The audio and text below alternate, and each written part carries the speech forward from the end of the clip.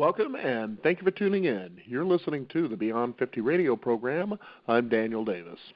On the program today, for those people out there who don't like to see the kind of rate of return they're getting on things such as simple bank accounts, or perhaps you've got an IRA or a Roth out there and you just see it kind of moving along like a turtle, and also kind of giving you the situation where the government's in control and keeping you from being able to access those funds without penalties.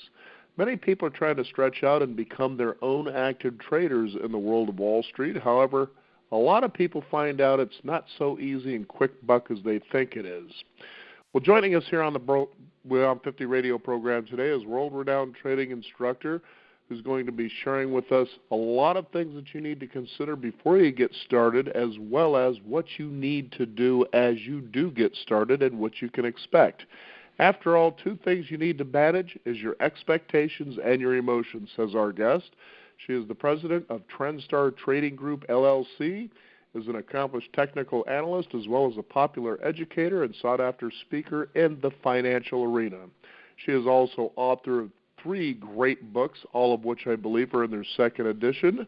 It's A Beginner's Guide to Day Trading Online, A Beginner's Guide to Short-Term Trading, and Short-Term Trading in the New York Stock Market, and Invest to Win, and earn and keep profits in a bull and bear markets with the Grandmaster approach.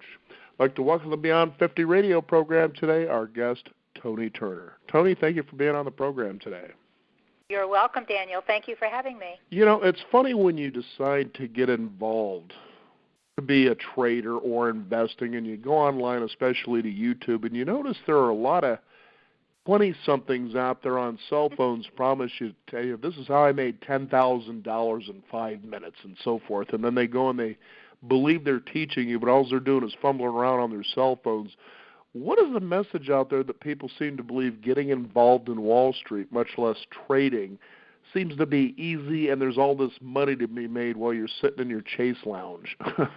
I mean, really, it's crazy how somehow they think that you're just going to go and hit it big and it's easy. But there's a lot of work involved in this, isn't there?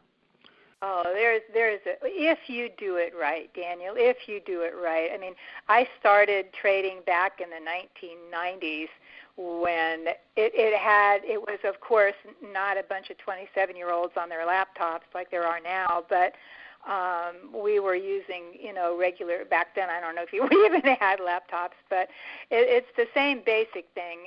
And I get it. Everybody wants to make a quick buck. I mean, I get that. We all, of course, would love to do that. That's why Vegas exists. Yes, exactly. Money for nothing and your checks for free, as Dire Straits would say, yeah.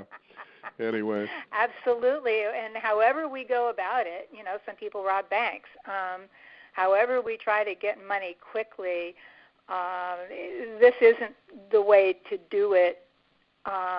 There's, like everything else, there's a right way and a wrong way. And in this case, this is almost like being a fighter pilot. You better be faster than the next guy. And people who jump in and don't know that and do it with no training, and I did the same thing. I was guilty. I did it because I loved the stock market, and I jumped in. I was a successful investor, and I thought, day trading, whoa, that sounds like fun. And this was back in the 90s, and I mean. And that was back in the day you had to call a broker and initiate trades, things like that, correct? Well, no, you did, okay. But actually you didn't. The Internet was just starting. I remember I had an account with Brown and Company, which, of course, was sold to E-Trade many years ago. And on my laptop, as long as I sat there and typed in something, it didn't matter what I typed, as long as I typed in anything, my trading account would stay up. If I stopped typing for more than 2 seconds, then the whole thing, the whole program would go away. And so I taught myself how to read the tape, as we call it, the ticker tape, where the people aren't even familiar with anymore. I just typed GE over and over and over again, and that kept all the numbers up in front of me. And then I had CNBC on the TV at the same time. So that was a little more hectic way of that added to the hectic part. But I saw so many people do what I did. Fortunately, I was losing money fast enough that I found a place to go, actually a trading room in New York. And then I was under 2 mentors and 11 guys in the room yelling and screaming. But at least I got training. The people that jump into this, please don't. There's so much to learn if you're going to make money. Well, I couldn't agree with you more. And you also have to know why you're doing it. I mean, obviously, you want to make money. You obviously want to see greater returns on your money than kind of surrendering it to someone else, especially a day and age where trading platforms are more available for people to do it from home. You tend to reduce a lot of the fees associated. That's, like brokers' commissions, things like that. But what I loved as I started, I got into about 5 or 6 chapters of the first book of the 2 books that you sent, and I really enjoyed, for instance, the rich history you shared with it. And, for me, why I want to be and getting involved in it, learning how money works and why. And here's the one question, and I'm hoping you can answer this. How we came to learn to make money just simply trading stocks back and forth and getting the difference rather than actually investing in companies. Yeah. To me it seems like you're not really creating anything. Not that there's anything wrong with that, but whatever happened to that, especially when it comes to things like getting involved, I'm trying to think of options trading, things like that, Forex. And you think, okay, you're just kind of getting in there and you're trying to make money on the spreads, but whatever happened to like the actual companies themselves? Are people just not long-term investing anymore, or what's going on there? Well, actually what's contributed to longer-term investing with those kinds of things in mind is exchange-traded funds.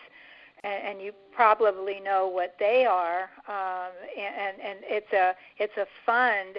It's like the old mutual funds used to be. It's a fund that, of course, has many components or holdings in it of individual stocks, and is geared to a certain theme. And now there is such a thing as the ESG. I'm trying to think. Environmental, social, and governance. There is such a fund. In fact, there's 2 or 3 of them, I think, now that are known for being environmentally conscious, socially conscious, and putting their employees first and worrying about the environment and so forth. So there is such a thing. Investors, a lot of them will...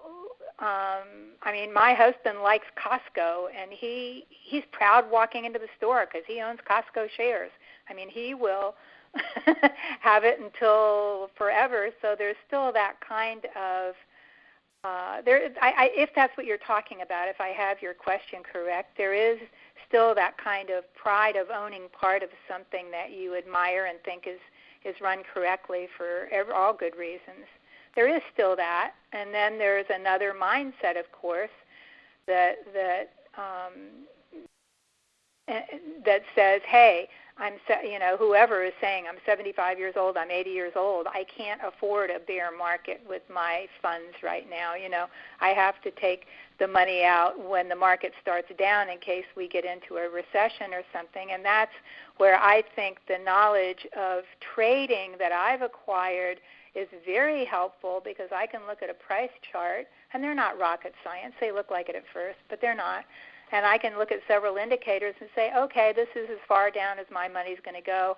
I'm getting out here, and then let's see what happens. And that kind of knowledge is a protective to my retirement type thing, or that's how other people think. So that was a long answer to your question. Well, it was a pretty good one too. Like I said, it's interesting. Like for instance, in the book I was reading, you were talking about. I guess it was a trader back. He was like one of the first that wrote sort of like a trader's Bible, if you will, and I can't remember the name off the top of my head. Do you know who I'm talking about? When they used to have bucket shops, things like that. Oh, yes. Yeah. Jesse Livermore was the character, and it was, which we actually watched a nice little small documentary on YouTube about him, and it was really amazing. That was back in the day when they were writing numbers on chalkboards and stuff like that, Exactly. And this guy was, and he's a good story because he's the example of a guy that was very successful, while at the same time he also lost a lot of money. He, became a millionaire, billionaire, whatever it was, and then went broke. and right. then got it all back again, and then went broke, and then I guess started living off of his wife's money after all that. Just finally said I had enough. But that's the thing is you look at these guys that we tend to laud as gurus, and when you really look into their stories, the stories are pretty much all the same. Warren Buffett, I read his biography, and it's the same thing. Here was a guy like with Salomon Brothers back in the early 70s that lost millions of dollars because of what was going on in the stock market. That was kind of like when, the guys were jumping in. It was, the thrill of the kill and cut the throat and that sort of a thing. And he almost actually lost everything because they were about to, send him in, try him, convict him, and send him to jail. I mean, that's how bad it really got for him. And when you read that, you realize, no, you're not going to sit down with your little Palm Pilot, on a hammock and make thousands of dollars a day. It just doesn't work that way. There's a lot to it. I want to know how or what motivated you to get started to get involved in the stock market. Because I think reasons are, people should know, why do I want to do this besides just making money? Well, the truth is that back in the beginning of the 90s, or I guess 1991, I became divorced. And I had this thing called a stock, a portfolio that I had, that was part of it. And I thought, oh, what's this all about? Because I hadn't previously been involved. And so I was a writer at the time. I worked for a publishing house in Naples, Florida, as a contributing editor. And I didn't know anything about the stock market, but I knew how to I knew how to interview people. So I went around and I started interviewing. I thought, well, I need a stockbroker, so I started interviewing stockbrokers. And they were all very nice, but I thought, if I'm going to maybe keep my own money here, I better learn about this thing called the stock market. And when I did, Daniel, once I got into it, I just fell in love with it. I thought, this is the most fun ever. Right. Mm-hmm. And I ended up with 5 stockbrokers. And back in the day, they called you. Back then, as I said, except for me struggling with punching in GE every 5 minutes. And back then, they called you, and I just had them all teach me. And I just fell in love with it. And then as the 90s we got into the mid-90s, then there was this thing called day trading that started. And I thought, oh, well, hey. And I went up to the floor of I went to Chicago, and a guy took me to the floor of the Chicago Board of Trade and the Chicago Mercantile Exchange. Everybody's yelling and screaming. All the guys are in the pits yelling and screaming. And I said, this is really cool. I didn't realize, I didn't know Beats about an office myself. job, doesn't it? I want the yelling and screaming in the battle. I thought it was fun, and I didn't know that I had an extreme high tolerance for risk. I didn't know it about myself. In fact, so I said, hey, I want to do this. And it was funny, I'll tell you real quick, on the floor of the Chicago Mercantile Exchange, there'd be like 2 women for every 10 men. But the guys are all in the pit yelling and screaming, and the women are trying. But the floor boss that day looked at me and laughed. He said, we had to make a new rule today. And I said, what's that? He said, you are no longer allowed to stab somebody in the eye with a pencil. Oh, boy. And he said, well, the guys get in front of the women, and the women, the only way they figured out to retaliate is to use that method with their pencils. Oh, my goodness. That's crazy. Yeah, it's not. So I fell in love with the stock market against everybody's advice. I started day trading. I nearly got creamed, and then I ended up in New York in that trading room, and with a bunch of guys who were also throwing keyboards and yelling. I always say I learned a lot of new words, and because people get a little frantic around money, and we've got all kinds. When you day trade now, you've got all kinds of black boxes out there that have been programmed by quantitative analysts that are trying to take your money, and they're very smart. So you've got to know how the market works. Well, there's something I also wanted to touch on, too, because there's that sort of trading, I guess call it mechanical or computer trading, where humans aren't involved, and it kind of makes you wonder. And what I love about your book in the first, couple of chapters is it sets people up to realize is this what you want to get involved in? I mean, that's fine, but be ready to roll your sleeves up and be aware of what's going on. And back to the idea of these black boxes, it kind of makes you wonder if you even stand a chance when you get in the game, or you just in there and getting teased along before your account explodes, or, do you stand a chance? And I would say yes. I mean, if you really do your diligence, you do your homework, and know what you're getting into. And history, obviously, the further back you can go and see into your history, the further you can see into your future while you're starting today. But what are your thoughts on all that? Well, there's different ways to perceive the stock market. I mean, the market makers, the specialists and market makers are, and I've been in rooms with them. It's huge rooms of obviously men and women in front of computer screens. They are the ones that move. They're the middleman. When you say, I want to buy a stock, and you tell your broker you want to buy a stock, there's usually a middleman who moves it around. And those are the guys, the market makers and the specialists. A lot of people say, oh, well, the market maker is going to take all my money, and, he knows where my stops are. Well, they sort of probably kind of do. But it's not your stop in particular. It's millions of them. Right. So if my book, somebody else, other people have written good books, if you're trained, if you understand price cycles, price on a chart is just human behavior. On a chart is all it is. You can see fear, you can see greed, straight up, straight down, sideways. And if you know how to read a price pattern, basically, and if you know and you understand very simple indicators, and if you know that most stocks will follow the S&P 500 higher, and and even more of them will follow it lower. And so if you know these basics, then yes, you can make money. Now, I don't jump into the stocks that the black boxes are so fond of. You're not going to find me in Amazon or Facebook very often. I really get more conservative because I've been doing this for so many years. And, I wander off into maybe it's even a utility stock. On some days those really move, but they make cleaner moves. So who's laughing harder, me or the guy that just lost a fortune in Alphabet? Mm-hmm. And I'm wandering along with my Nextera Energy or even ExxonMobil. I said, what do you care what the symbol is as long as you're making money? But I just don't jump in to the world's most volatile stocks because I did in the old days, and I got my head handed to me. And a lot of times you might hear suggestions from people who are teaching to say, well, volatility is where you make your money. Okay, well, it's also where you lose it. Well, it is, but now what they don't explain to you is that there's orderly volatility where it moves up and down a good bit. But volatility means price swing is what it means. And the bigger the price swing, the more volatility, whether it's up or down. So, but if a stock is orderly when it trades, but it makes wide price swings, you can do it.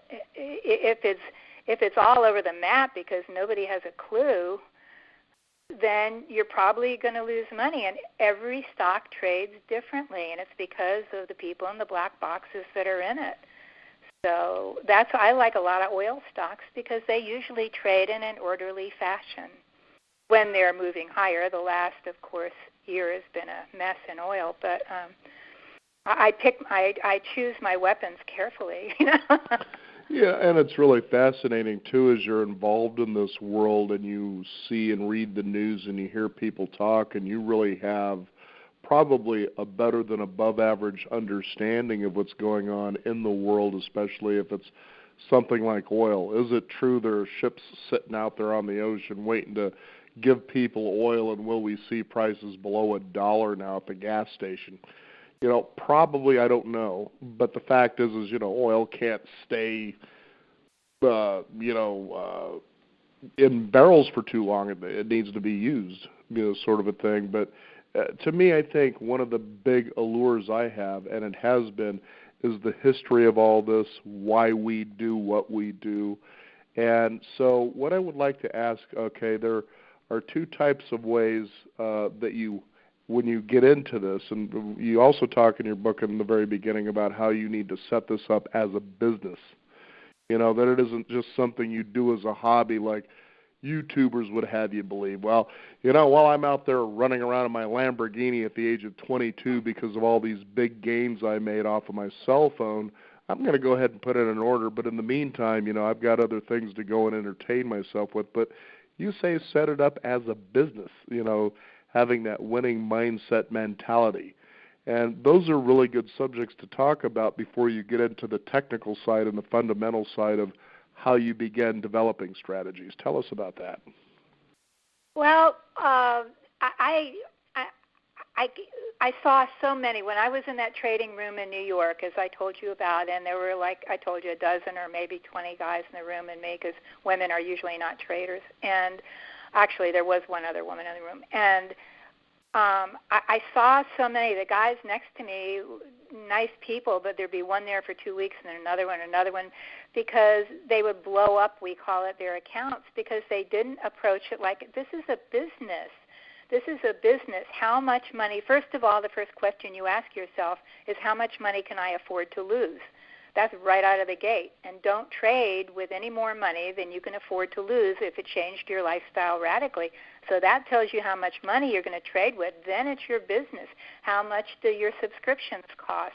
How much does the Wall Street Journal, whatever you use, how much does your internet cost you each month? This is a business. Line up all of those expenses.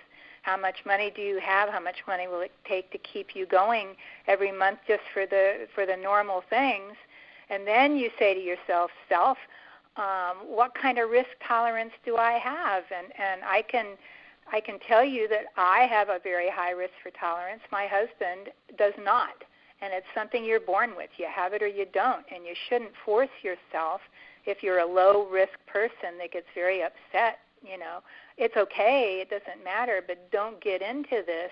So you set it up as a business. You have a spreadsheet for the date when the stock, what kind of trade it's going to be, short, medium, or longer term. There's all different kinds of time frames. Where's your entry price, your protective stop, your price target? Are you going to scale in and scale out? All those things. What kind of sectors are you going to target? What do you know about those sectors? You don't have to be a rocket scientist, but learn about 2 or 3 sectors and target them in the beginning. And those are all things that you have to think through in a business like in my opinion, way before you start saying, all right, I'm gonna buy ExxonMobil right now. You have to have that all lined up. You have to have your knowledge all lined out. You have to have your spreadsheet all lined up. And then you have to wrestle with the biggest problem you've got if you're a human being, which is your mindset, your mental and emotional approach to the market. And if you look at it like, dear Lord, this is one of the scariest places I've ever seen in my life, and the market makers are out to get me. If you look at it like that, that's the way it's going to be. And if you look at it as an opportunity to make money, as long as you have knowledge, experience, and discipline, and you've got to have the knowledge and the discipline in order to get the experience, then there's all kinds of fears come in with this when we start losing money. Oh, well, never mind, I'll ignore my stock. It's a good company. It'll come back. I've heard that 100 times. And where is your mind? Are you calm and confident, or are you scared? Heck, I've been so scared. I mean, I've had to get up and walk away from when I first started this, Daniel, I had to get up and leave the desk, go outside, and walk up and down the hallway. And what happens is when people get scared and fearful, and we all do at times, then you make the wrong decisions. That's why you have to not look at the market through fearful eyes, because you make the wrong decisions. So you've got to deal with fear and greed. You've got to understand it. You've got to know it's normal. Then you've got to know how to reroute it way before you let it make you have a lot of losing trades. So you got to set up your business. You've got to understand the mindset. You've got to leave your fears at the door in a basket. You got to leave hope in the door by a basket. Hope doesn't work in trading. All those kinds of things, and then you can start getting into trades. Right. Mm-hmm. I know when you say hope, I remember it might have been in your book or there was somewhere where I read this about the stock market. If you come in as a person that believes the stock market will do what you tell it to do, you're in a lot of trouble. But if you're the person that goes in and does what the stock market tells you to do, then you've got a pretty good chance. Is that true? Oh, absolutely. And what does that mean exactly? I mean, obviously hope, and, you know, I hope the stock market is going to do. I keep thinking of that scene in the movie Forrest Gump when Lieutenant Dan and Forrest were out on the shrimping boat, and he's up in the crow's nest, and Lieutenant Dan is telling Forrest, go that way, that's where we're going to find the shrimp, and then they end up digging up a couple of license plates and some rocks, and he goes, well, I was wrong. But a lot of people have that attitude of, you know, I feel like it's going to do this, but you hear that a lot in Las Vegas, too. Yeah, hope is not a strategy. And I love hope. Hope is certainly a big part of my life outside of my trading desk. But it is not in because you can't, there are gut feelings, I think, that go with this world, but the gut feeling is I've been doing this for a long time, and I shouldn't make this trade right now because something looks a little weird to me. That's a gut feeling right there. Hope, you can't have hope because the market is going to do what she wants to do when she wants to do it. It's usually totally opposite of what you think is going to happen, or maybe not. And either way, she's laughing her head off as you're sitting there, you know, saying, "Oh my gosh." So hope is not a strategy in any way, shape, or form. And I talked to a man the other day. He said that the stock market just took I just lost $2 million. I thought it was going to go higher, and I feel very, very badly.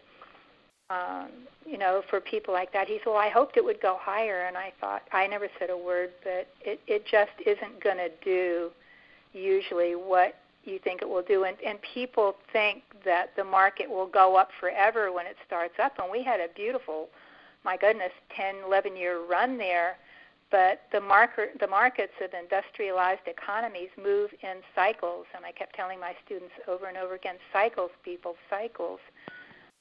And that's what's beautiful, too, when you get into this, Tony, is that you have an opportunity to go back in history. And, for instance, your husband chose Costco. You know, go back to the day that it started trading. Take a look at the ups and downs and try to actually put the story to why those did what they did. For instance, another thing to consider is you hear a lot of people talking about getting invested in gold and silver, which, you know, is used to, I guess, hedge against inflation, and there's a real fear and maybe a reality that we will be experiencing hyperinflation. Well, with all the money that's being dumped into the United States from the printing presses, I can see where there's a real possibility of that existing. But you take a look at gold and silver, and more than just having it as a physical money trade, but it's also used in products like computers, for instance, and you take a look, well, when was gold and silver down and why? Was it because they were, you know, trading it to use it to make more computers or whatever the case is that it was used in? And you begin to get a real rich story about all this. So like you said, you're not really trading on the idea of a hope, but as you said, there was this one where your gut instinct told you, there's something off about this because you've been doing it enough to get that sort of a feeling that makes a lot of sense. Right, and I say that in my book, too, in all of them. They say don't trade on a gut feeling because a lot of times it's wrong, but that's a different feeling than I just looked at 4 charts in a row and something doesn't add up here. I'm not getting into this trade. That's an accumulation of knowledge, but you can only get that knowledge and that experience if you're disciplined. You have to. It all goes back to risk and reward, and it goes back to where's your stop. And as you said, knowing why it happens is really cool, but you can't get the experience unless you're very disciplined. And I kind of wandered off with that, but I wanted to throw it in. No, it's completely relevant. Getting that. I think Daniel Pink, the author, he wrote a book called Flash that talks about that very thing. Where you've seen and done something so often that in a flash, when something's different. For instance, they had one of the stories was about violinists. They were auditioning for an orchestra. I can't remember which particular city, Chicago for all I know, or Philadelphia.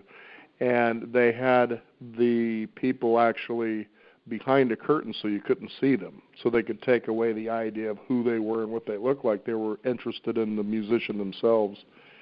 And within the first stroke of the violin, they said, the person says, that's the one we want. They could just hear it in the first stroke. And so an example of that, I remember watching one of those reality shows where people go to sing to try to get singing careers. It could be America's Top Talent, I can't remember. This girl comes out, and as soon as she hit her first note, I said, if I was there, I would have said, you need to run from these people. Because in my opinion, I think those people, although they mean well, ruin careers more than they ever let them get started. And this person already had it, in my opinion. And my wife's sitting there going, well, how do you know? It's just something you know when you've been in entertainment, I guess. Or there was the year that Gabby Douglas won the gold medal in the Olympics. And as soon as she went into her floor routine, there was a moment within the first 30 or 35 seconds, I go, she's in a zone. You could just see it. You knew it. And sure enough, she took the gold. She's like, how do you know these things? I said, it's like that, like I was saying in the book, Daniel Pink's book, Flash, you just know, but because you've seen it so often, you just know when it happens. And that's kind of what we're talking about here when it comes to trading is you just have this knowing about it because you've been doing it so often.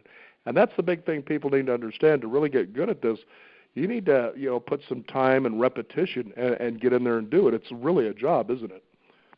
It's a big job, and I remember my teacher telling me, excuse me, he said, now I want you to go home and start going through charts.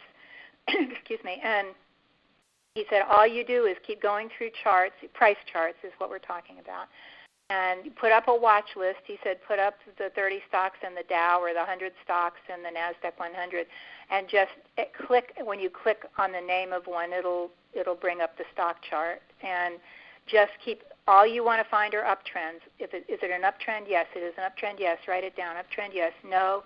Yes. Yes. Keep looking for uptrends. And I literally did that until one night. I fell out of my chair. I mean, I guess I was nodding off or something, but I watched him go through charts like less than one a second, and I thought, how does he do that? And now I realize after just a few minutes, I've just looked at 400 charts, and to me, it's kind of fun, and I can do it. But if you don't, it's people who don't want to gain the knowledge; they just want to make the money. I get it, I understand it, but in every other, I mean, if you're stamp collecting, that's fine. But if you're trading in the stock market and you don't get the knowledge behind you, at least the basics, you stand a good chance of losing money, which can put you in a bad place, and your family for that matter. So this is one game you just really shouldn't mess around in. And the guys with the Lamborghinis, God bless them, and absolutely it happens. Usually, though, it's a much quieter type of person, to tell you the truth. Usually they're guys you would never know, and women you would never know. You would never know. They don't talk about it much. They just do it, and they do really, really well. Now, you describe from the top-down format to talk about stock cycles and trends. What does that mean exactly? Well, traders tend to have a tops-down approach, and if you're looking at a tops-down, you would start by saying, okay, where are the major averages right now? Where is the S&P 500 is the one we follow the most. So where's the S&P 500? Is it trading in an uptrend, a downtrend, or horizontally? So that pretend you're standing on top of a skyscraper. So you're looking down. You can see the S&P 500. And you say, all right, that's the big dude. That's the leading indicator, so to speak. So you're looking at that. And then you say, well, what are the sectors underneath the S&P 500 umbrella? Well, there happen to be 11 of them, which you can find on sectorspiders.com. So then you look at each sector. What's doing well now? So maybe you go through the 11 sectors, and actually it's not hard to do. So then you're saying, well, this sector is doing well, this one, this one, this one. And then there's actually, if we want to talk about it, there's actually industry groups under the sectors, like the sector of healthcare has pharmaceuticals, biotechnology, and now they call them biopharmas, and they put them together, and healthcare providers. So how is that? How are those industry groups, or how is that sector in general doing right now? Well, it happens to be very healthy for all the wrong reasons, because we're trying to find a cure, of course, for what we have going on.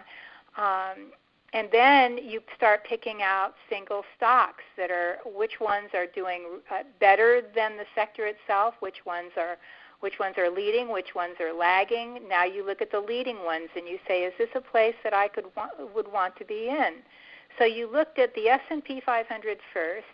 That's the big umbrella. Then you started looking down at sectors. There's 11 of them. And then under the sectors, there's industry groups. And then you go down to stocks and you look at single stock performance. That's a top-down look. And so you think, I think the healthcare sector is going to continue to do well, and you have certain charts up maybe, of Johnson & Johnson or Merck or Pfizer or some of the providers, or the medical equipment is in there as well. That's a top-down look. If you're looking bottom-up, you say, Costco looks like it's going to have, I don't care what the market's doing. I don't care what the S&P 500 is doing. Costco looks like it's going to have good earnings from now on. I've gone in, I've studied the fundamental analysis, meaning I've looked under the hood and looked at price-to-earnings ratios and when they pay dividends and what the return on investment has been and so forth. And I'm just going to buy Costco now and hold it for the next 10 years, and it'll probably send my kids to college. You don't care what the rest of the market's doing in a bottom-up approach. You just care about one stock or two or three, however many you have. But the market will come back is the usual. And it has an upside bias. It usually does at some point. So you see the difference there between top-down and bottom-up? Yeah, it makes sense. So basically with the top-down, you're looking, as you said, the S&P 500 umbrella, and that's the way you kind of look at a specific sector is what you're saying first, right? Yeah, because you can go into now there is 11 sectors.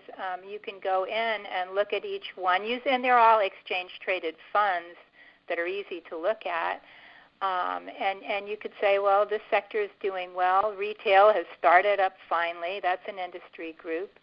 And then some haven't done well. Of course, energy's just gotten creamed, and it's trying to start up. That's still a little bit dangerous at the moment. And then it's from that point when you say, okay, let's say you've decided healthcare was an area that you wanted to go into because it looks healthy, like, ooh, there's some activity that looks like it's on its, let's say, uptrend. Then you'll go down into individual companies and pick the top ones that seem to be doing well, and then you kind of analyze those companies. And then that's when you decide to, as you say in your book, plan your trade and then trade your plan. And that's very important for people to know about, because that's where your psychology matters as far as discipline is concerned. The first thing is make sure the money you use is money you can afford to lose without it changing your lifestyle.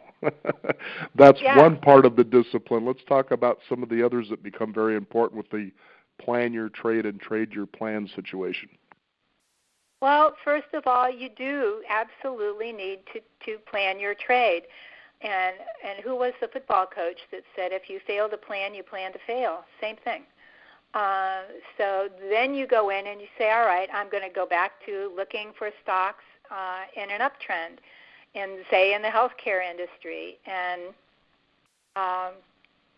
so you start looking, and some maybe have gotten too far ahead of themselves. I mean, they've gone up maybe in a You want stocks that move up on a daily chart, generally speaking, Daniel, in a 45-degree angle. When they move up in a more steep angle than that, that usually means that pretty soon there's going to be profit taking come in. Go back to the thing that markets move in cycles, and they move in cycles in the long term and the short term. So if anybody who thinks that everything's going to keep going straight up is maybe going to get surprised. So you say, what's moving in an uptrend? Where is the uptrend still viable? It hasn't gotten ahead of itself. How do I know that? Because I know how to look at moving averages. So where's my optimum entry point here?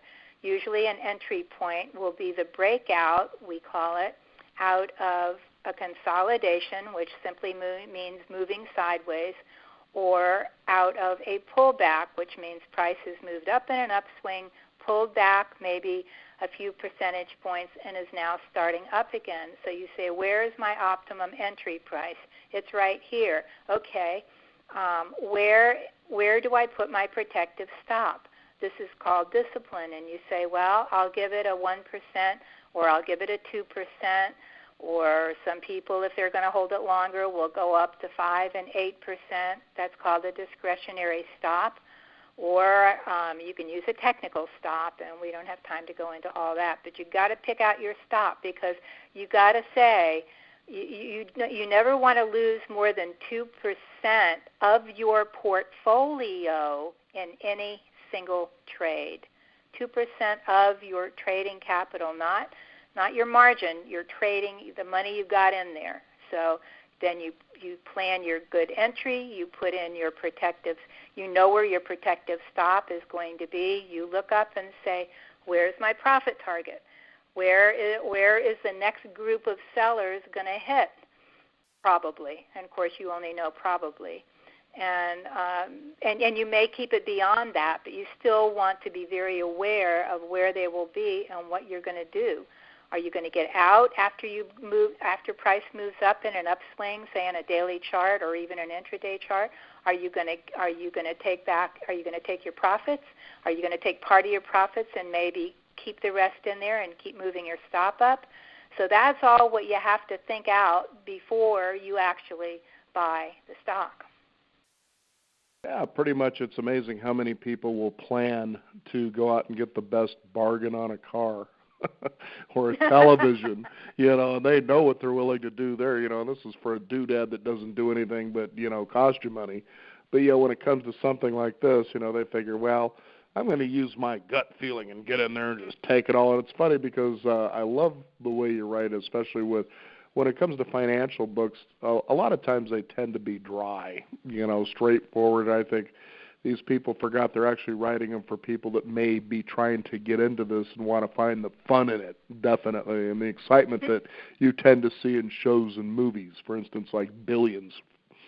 And I love your humor because, you talk about a lot of those sort of things that people really need to consider, and I think one of them is sort of the ego. For instance, you hope that the stock's going to go up, and when you end up tanking, they end up taking a position, I was a victim in this. Oh, poor me. But when it hits, they become a genius. Oh, I knew that was going to happen. And I think that's so funny because of how true that really is. We're quick to blame when we take a hit, but we're really quick to take the credit when it hits. Yeah, you're right about that. And I never talk about what I do at parties or anything. But some people know and will ask me a little bit, but I just don't talk about it. But I've heard so many people say the market took all my money, or then just what you said, or then they'll say, "Whoa, I did really well. Yep, I did really well." See them in the satin bathrobe with the cigarette in the holder. Yeah, I know. I'm the master of the universe kind of a thing. And it's funny how we start thinking about ourselves that way. Well, it really is. In fact, I used to know one trading instructor. He and I were on, we were at the same trade shows speaking, and he would he started out, he won the lottery, God bless him. So that's how he started trading. And but he was, and he's been gone a long time, so I can say this, but he always used to say, every day he would say, "Yep, made $15,000 today." And I used to think, why isn't it 16,000 or 14,000? Every day he always makes $15,000, and yeah. We all have losing days. Heck, I have losing days, and I've been doing this for 20-some years. We all have losing days, and we all have losing periods, too, where we just kind of get, I'm not talking about buy and hold, but we all of us can have like a losing week where it seems like I can't do anything right, and I certainly do know how to read a price chart, but it happens. It's like you go back to Jesse Livermore. We all have streaks where we can't seem to do anything right, and it just is what it is. Well, and that's a good time, too, to really, I would think, work on your emotional discipline when you lose. Like, okay, well, I planned this. I executed it the way I said I would do it. And you just kind of take whatever the outcome is. You can celebrate it. You can say, well, okay, but at least I did what I said I was going to do. And that's really important, correct? It is. And when you say, okay, what did I learn from this? I tell my students, go in and capture the chart, the price chart, the daily chart or the intraday chart, and, print it out and take a pencil and say, okay, I got in here, I got out there, why did I do what I did? And don't be accusatory to yourself. Don't say, my gosh, I'm the biggest dummy the world's ever seen. Don't start that stuff. Because chess players keep notes of their moves and so forth to become masters. It's amazing. That is amazing. Mm-hmm. It is, and I think how else can we learn? This is a tougher environment. It's been people have said it's like being a fighter pilot. You're constantly trying to get the other guy and dodging and swerving, and if you do a lot of trading, it's certainly like that. But that's why you have to calm down at the end and not be trading, and maybe capture your chart and print it out and say, I did this, I did this, I did this. Would it have worked better if I did something else? And if not, then no. Would it have worked better if I had followed my protective stop and not stayed in longer? Maybe, maybe not. But what happened? And like you said, like a chess player, write it down and figure it out. That's how you become a winner in this game. Yeah. I know one of the things we haven't talked about yet, and I thought we would spend the last part of the show here on this real briefly because I find it fascinating. And you talked about, indicators like the S&P 500, you have the Fortune 100, but the charts are something you've been talking about. Now, there are particular things we look at, and I know one of the things I began studying a while ago now, and then I kind of put it aside, but I'm going to go back to because it is fascinating, are candlestick charts. And I think those are really cool, and correct me if I'm wrong, but that really shows the emotional makeup of what's going on in a day in trading, even down to the minute. What are candlesticks for the listeners out there, and what do they actually indicate? Well, candlesticks were brought to the West by Japanese traders. Back in the old days, really old days, Japanese rice traders would stand on the roofs of homes and wave flags that's how they traded rice back in the old days. And so those traders who stood on the roof and waved flags are the ones that eventually, or so the story goes, and I have the book here somewhere, created candlestick technology, and they had certain signals that meant different things, and those have been transferred to charts. And coincidentally, the gentleman, Steve Nissen, who brought candlestick charts to the West, is a very good friend of mine. So I studied under his tutelage for a while, learning about candlestick charts, and then we taught together for a while. I don't know that I could trade without candlesticks very effectively. Well, and it's fun to watch them actively because how they move, and you realize these are decisions being made right now, and you can see how they turn out at the end of the day, whether they're green or red, and it's really fascinating when you learn what they indicate. How you can kind of use that as a really good indicator, versus a typical line or a bar graph, for instance.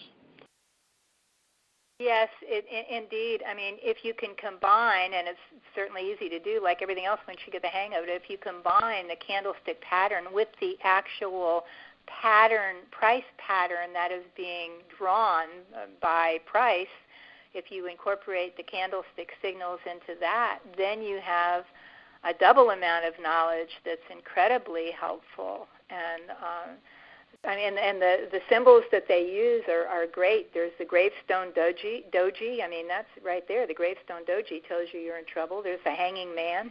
I mean, it's like the hammer, the rising star. the hammer, the rising star.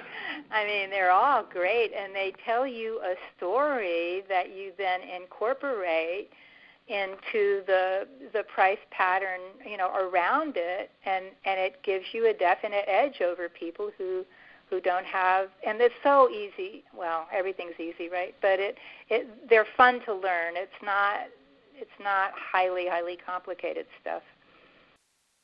I think that's what's fascinating about this financial world, especially in the world of Wall Street and trading, is a lot of people will tend to, I kind of liken, the people that get into the business that I feel are probably, let's say, young in it, and I don't mean by age, but I mean by experience. They tend to be like what I consider wine snobs. They think because they know a little bit about something, they know about everything, and so then they overcomplicate it, so they get to stay on the pedestal for a while. But as you keep saying over and over, as you get in and do this, it's not hard to understand. Take the complication out of it, which is exactly what your books do. So you must have known how to write to that particular person out there that's trying to say, quit trying to screen me out with all the garbage and let's get right to it. How did you manage to do that? Well, the truth is simple, Daniel. We're applauding you out here. That's what I'm doing. No. I love to write. And when I got into the stock market, the only way I knew back in the old days how to do anything, if you want to know how to do it, you go get a book and you read it. A good book, hopefully. And so I had been a writer, as I said before, and when I got into the stock market and started reading, I thought, my gosh, what are these guys even talking about? I mean, I'm not that stupid, but this stuff is tough. And I thought, how more complicated can it get? And so I would read the same books over and over and over again till some of it sunk into my thick skull. And then I traveled from New York, and this was all when I was in that trading room, and I'd be reading as fast as I could go, and I'd lost quite a bit of money. I was making it back. I was actually having lunch with another writing friend of mine, and he said, Tony, he said, you've got to write I was telling him about my experiences and how volatile they'd been, and he said, well, you've got to write a book about it. And I said, write a book? He said, Tony, you're a writer. And he said, do this. And he took out a business card, I'll never forget. And on the back of his business card, on the blank side, he wrote, A Smart Blonde's Guide to Day Trading. And he said, put this in your wallet and take it out when you start writing that book. And I thought, oh, no, you got to be kidding. I said, David, I know how to write articles. A whole book. He said, do it. And then after I started reading, I was reading more books, and I thought, why can't somebody make this easy to understand? Why can't somebody actually even throw in a little humor? Because that's how most of us, I learn better when somebody has got just a little bit of humor. Most people do learn better when there's my old biology professor taught me that. He was funny, and I learned from him.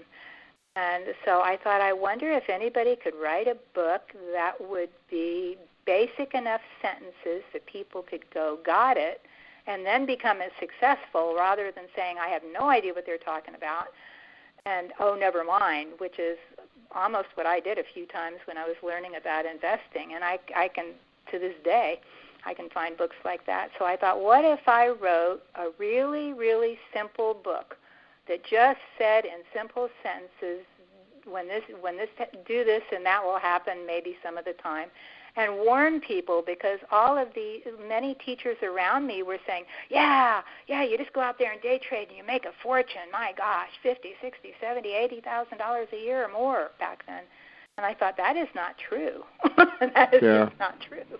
And so I thought, well, what's the worst thing that could happen? And I started I started a beginner's guide to day trading online, and amazingly, through stories I don't have time to tell, but you just think there had to be help from above. And I never thought, Daniel, quite honestly, I never thought about people buying the book other than I had to write one that people could understand. It never occurred to me that a lot of people would buy it, and I truly mean that.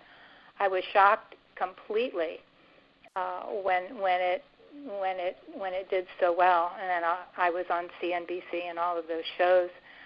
But I just wanted to write a simple book with a little humor in it and see if it worked. It was good enough that I had an agent and a publisher and so forth. But anyway, it evidently, has helped some people because I tried to make it straightforward with enough humor in it to keep the pages turning.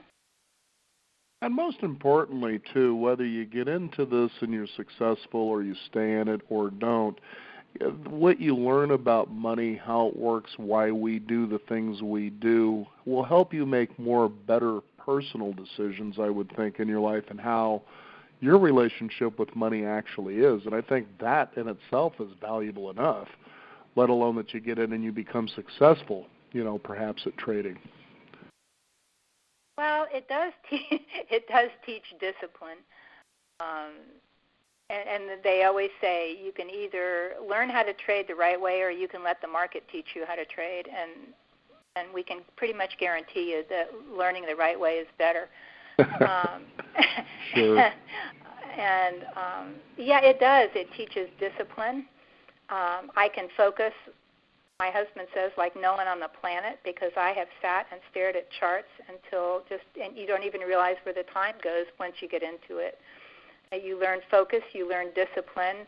I learn my husband has investments, but I know enough about a price chart that I can say, okay, this stock is going to get weak right now. Do you want to keep it? Because of technically what it's doing. But also, as you know more about the overall market, you know more about the news, you get disciplined, and I think it's beneficial even just to learn the basics.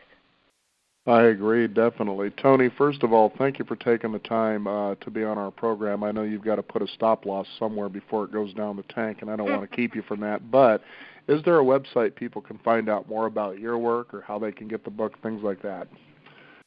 Yes, it's simple, Daniel. It's my name, Toni, TonyTurner.com. Well, that's about as simple as it gets.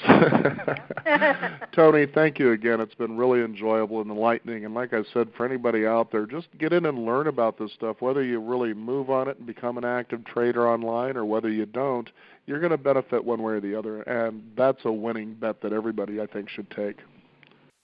Thank you, Daniel, very much. You bet. We want to thank you, the listeners out there, for joining us. You can discover more at beyond50radio.com. That is the number 50. We do encourage you to sign up for our weekly e-newsletter and keep up to date with what's going on in the world of Beyond 50 as well as our upcoming shows. I'm Daniel Davis. Thank you for joining us. This is the Beyond 50 radio program, and remember, live your day past halfway.